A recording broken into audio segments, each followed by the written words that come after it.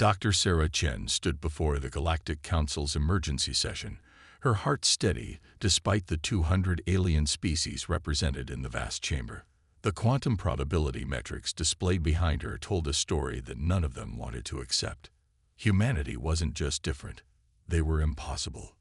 Distinguished representatives, she began, her voice carrying across the chamber.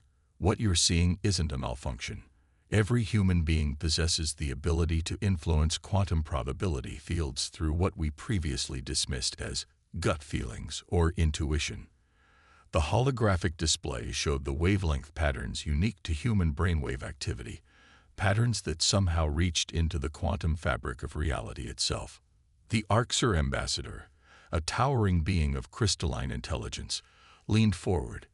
You expect us to believe that humans naturally possess what our civilizations have failed to achieve in millions of years of evolution. Sarah allowed herself a small smile. With respect, Ambassador, we don't expect you to believe it.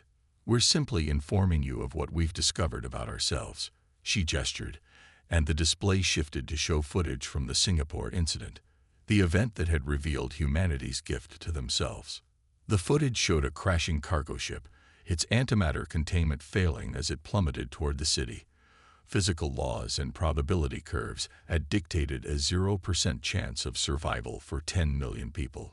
Yet somehow, impossibly, every single human in the city had made the same impossible choice at the same moment. They refused to accept that probability. The ship had phased through the city, emerging on the other side before safely crashing into the ocean. Every sensor, every recording device, every analysis showed the same thing. 10 million human minds had collectively rewritten quantum probability. We've confirmed similar events throughout our history, Sarah continued. The impossible victories, the last-minute escapes, the mathematical improbabilities that seem to follow humanity wherever we go. We weren't lucky. We were unconsciously manipulating quantum fields every time we faced extinction. A murmur ran through the chamber as the implications sank in. Humanity hadn't just discovered this ability. They'd had it all along. Every human settlement, every colony, every ship carried this potential. Admiral Kthex of the Preservers rose from his seat, his bioluminescent patterns displaying clear agitation. This is unprecedented. A species capable of collective quantum manipulation through mere thought. The dingers are precisely why we're here, Sarah interrupted smoothly. We could have kept this discovery to ourselves. Instead, we're choosing transparency. Humanity has no desire for conquest or dominion. We want what we've always wanted, peaceful coexistence and exploration. The chamber erupted in overlapping voices and neural transmissions. Sarah waited patiently as the council's leadership restored order. She understood their fear. A species that could unconsciously rewrite probability was unprecedented in the galaxy's long history. First speaker Ilara, her form a shifting mass of plasma contained within an ancient environmental suit, raised her manipulator appendage for silence. Dr. Chen, while we appreciate humanity's honesty, you must understand our concern. Your species is effectively armed with the most powerful weapon in known space, the ability to deny reality itself. Sarah's expression remained calm, but her voice carried an edge of steel. With respect, first speaker, we don't see it as a weapon. We see it as proof that the impossible is merely improbable, and that improbability can be overcome through collective will. Humanity has faced extinction-level events multiple times in our history, and each time, we've survived through what we now know as our unconscious quantum manipulation. She paused, letting her next words carry weight. We're not here to threaten or dominate. We're here because we believe this ability might be dormant in other species too. We want to understand it, to see if we can help others unlock it. Imagine a galaxy where every sentient being could help shape probability toward survival and cooperation rather than destruction. The chamber fell silent. The offer was either the most magnanimous gesture in galactic history or the most subtle threat ever made. Teaching other species to manipulate quantum probability could unite the galaxy in ways previously unimaginable, or it could lead to chaos if some chose to use it for destruction. As the council began their deliberations, Sarah added one final thought. There's something else you should consider. We've discovered that this ability grows stronger when humans face extinction-level threats. We don't know why, but the closer we are to annihilation, the more powerful our quantum manipulation becomes. We're telling you this not as a threat, but as a warning. Humanity doesn't want war. We don't want conflict. But we've learned through bitter experience that backing us into a corner only makes us stronger. The implications weren't lost on anyone in the chamber. Humanity had just revealed they possessed an ability that made them virtually unconquerable, and their first action was to offer to share it with everyone else.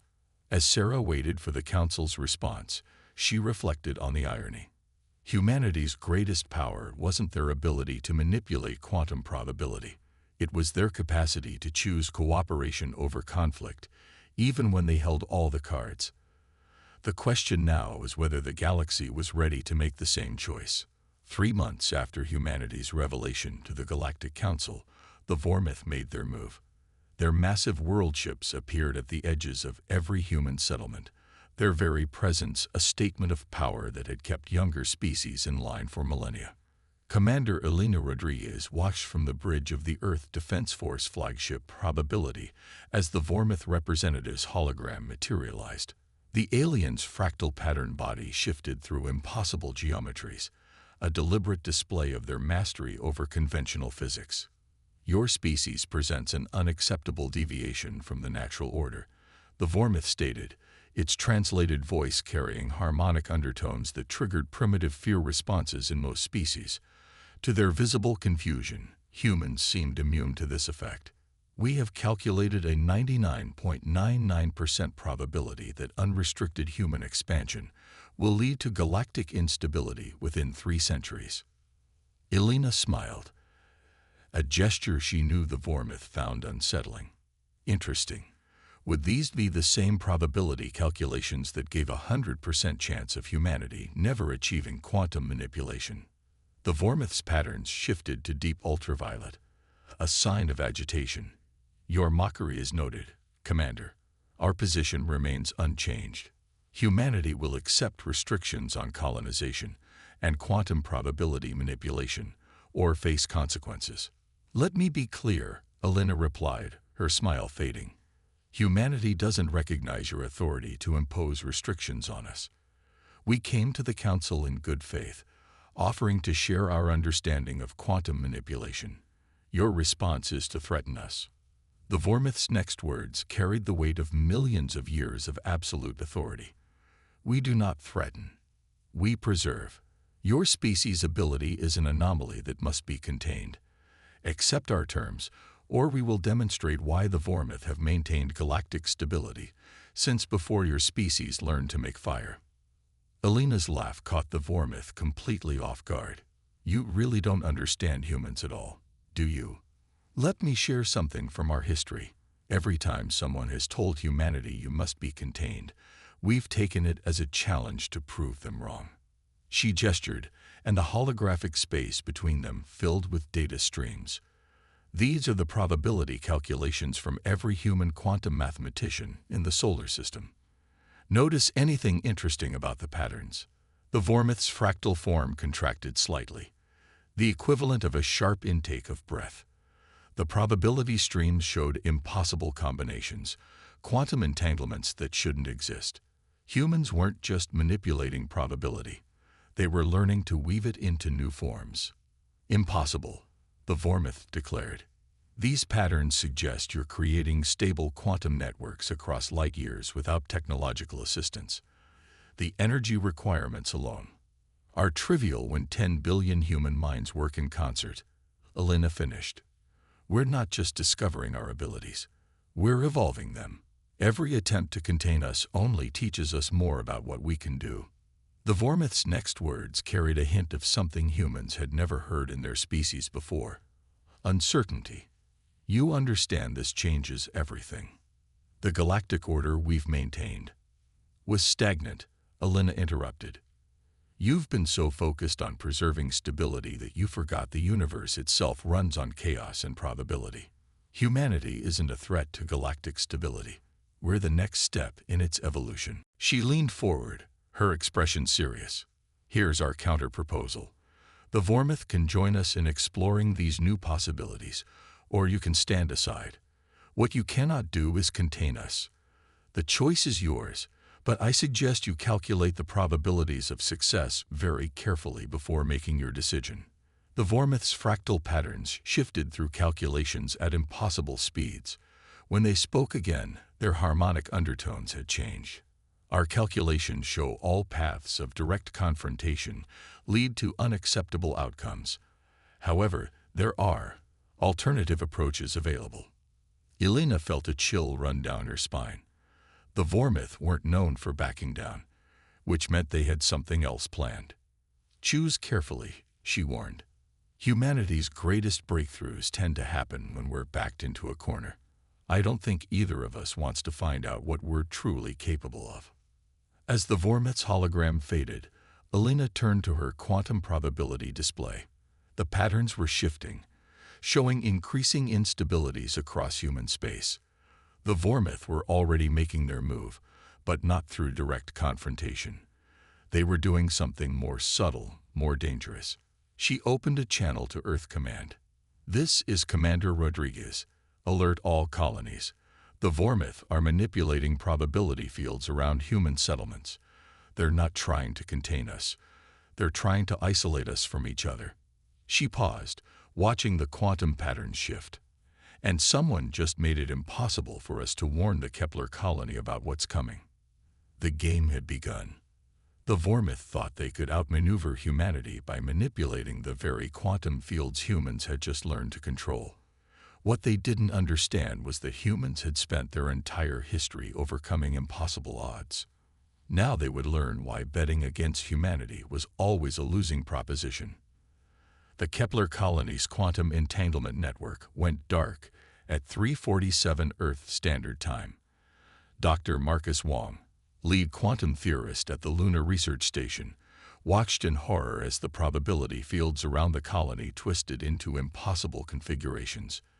20 million human lives hung in the balance, and for the first time since the discovery of their abilities, humans couldn't reach each other through the quantum network.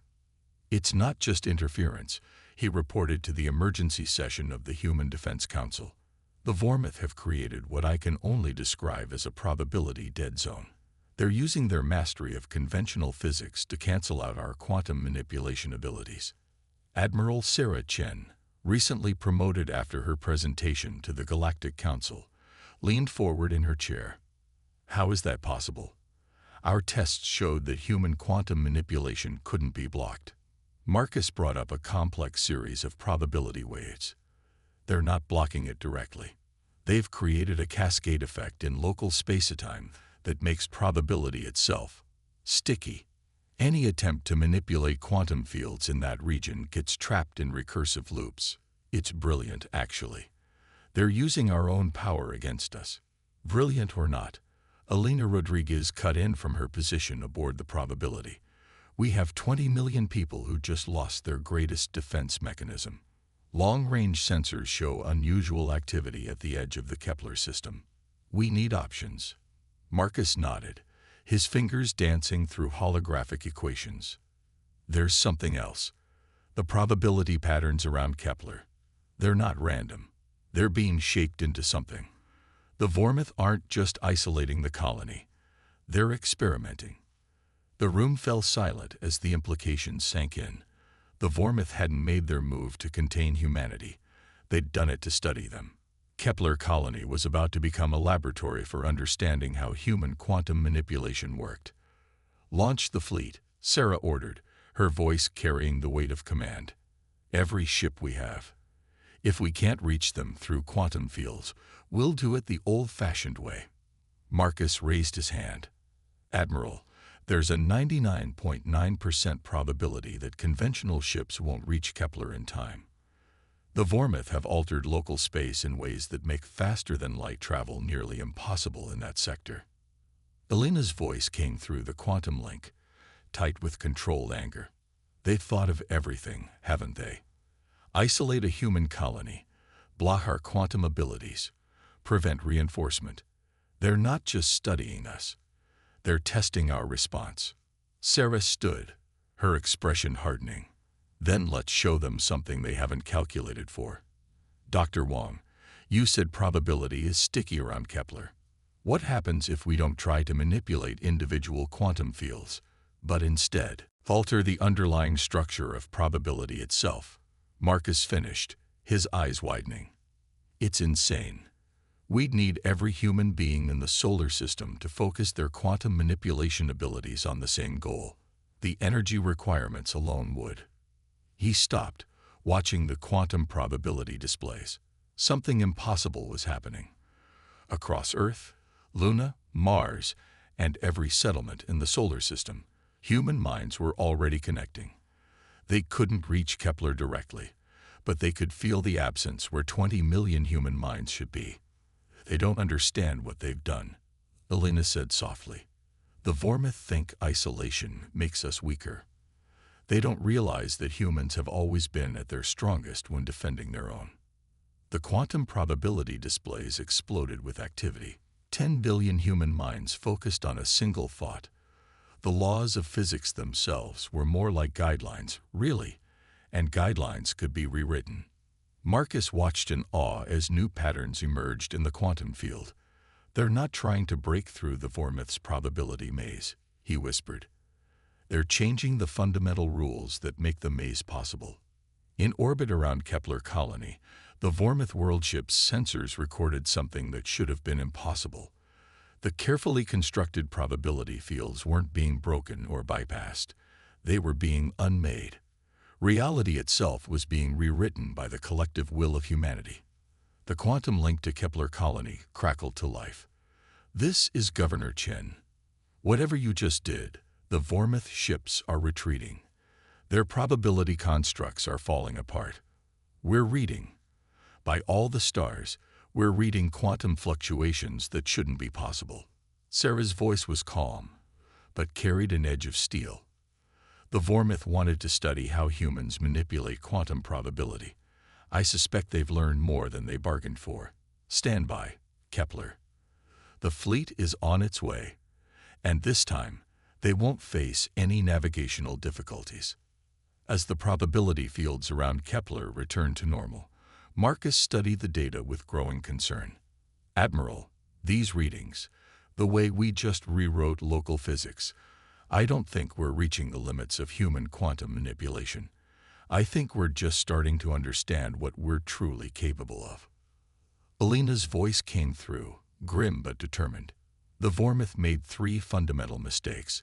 They assumed isolation would weaken us. They thought they could study us without consequences. And worst of all, they made us angry. Sarah nodded. Send word to the Galactic Council. The Vormith have committed an act of war against humanity. But more importantly, they've revealed their true intentions to every species in the galaxy. Let's see how their careful calculations handle that probability.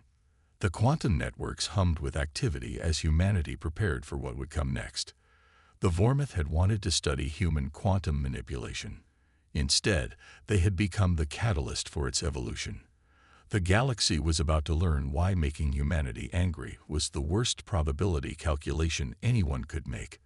The Galactic Council's emergency session was interrupted by a phenomenon none of its members had witnessed in their collective millions of years of existence. Reality itself seemed to hiccup. Every quantum probability sensor across known space registered the same thing, a fundamental shift in how the universe worked. First speaker Ilara's plasmoform pulsed with concern as the human representative, Dr. Sarah Chen, walked calmly to the center of the chamber.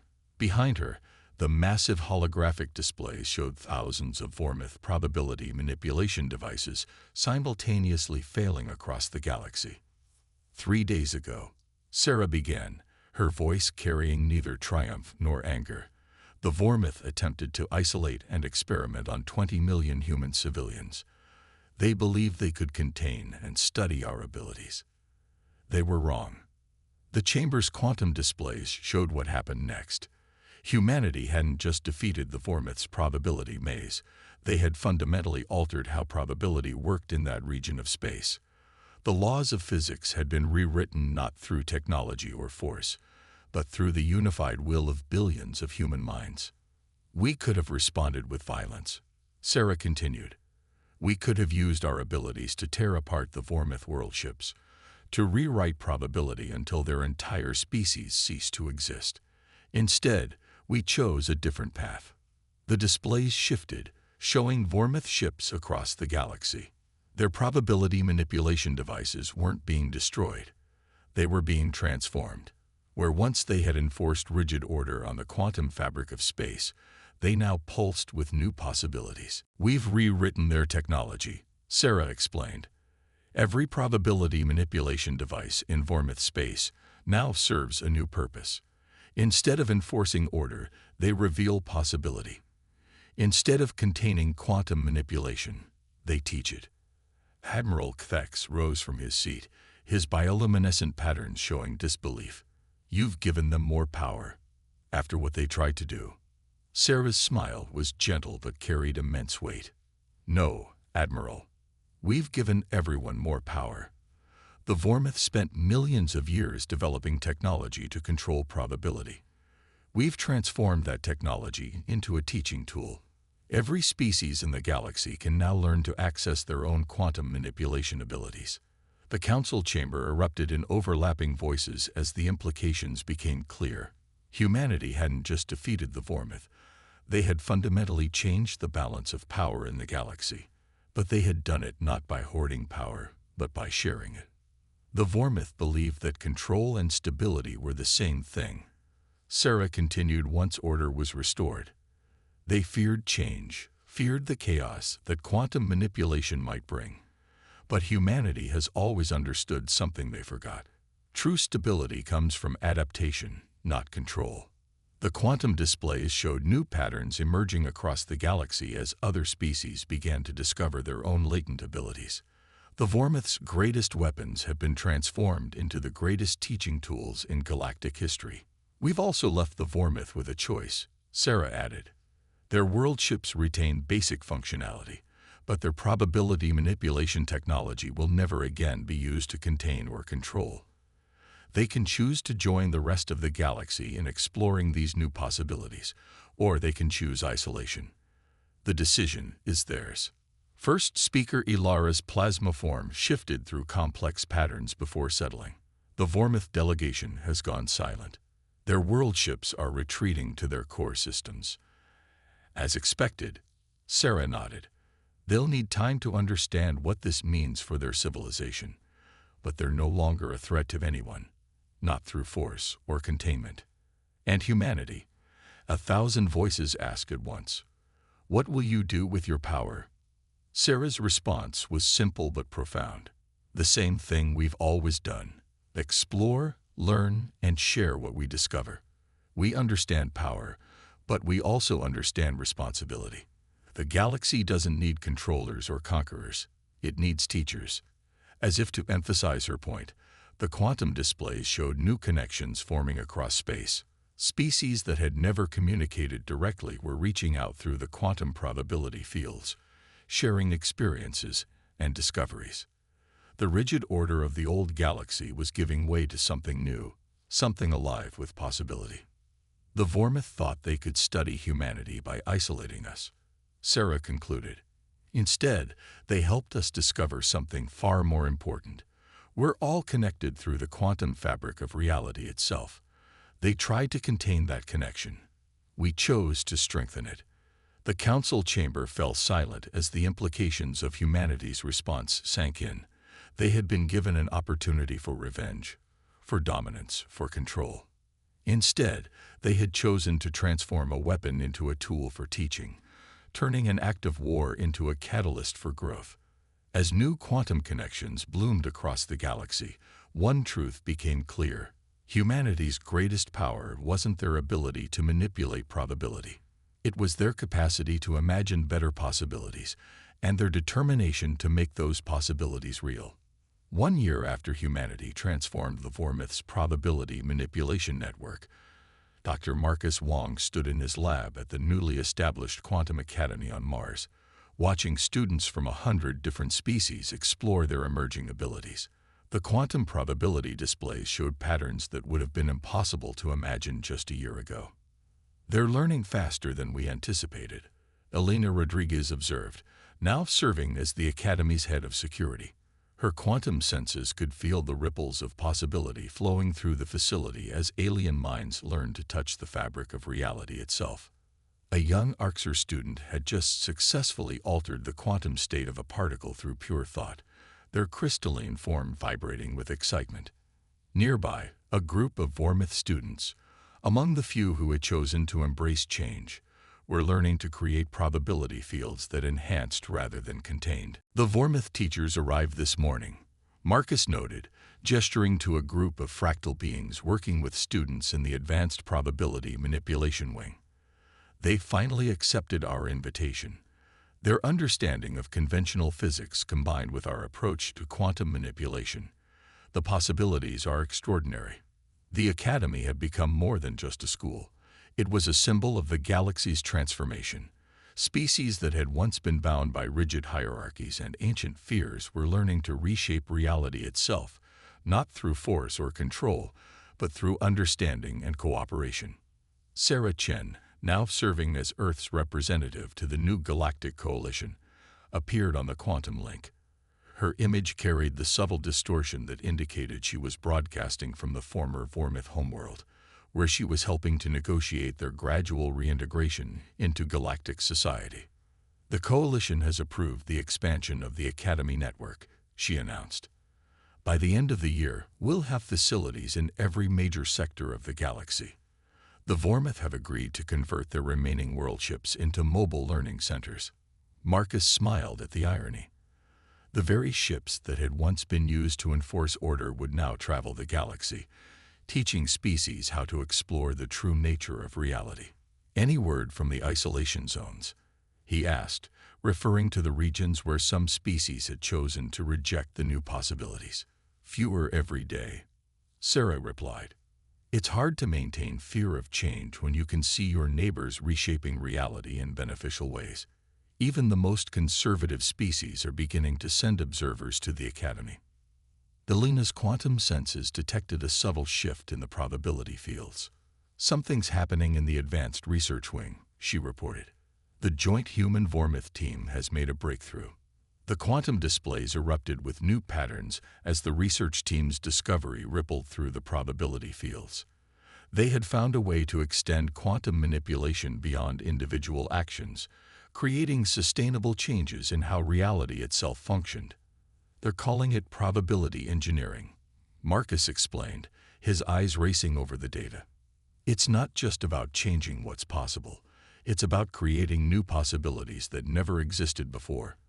The implications for everything from space travel to energy production to environmental restoration are beyond anything we could have imagined," Sarah finished.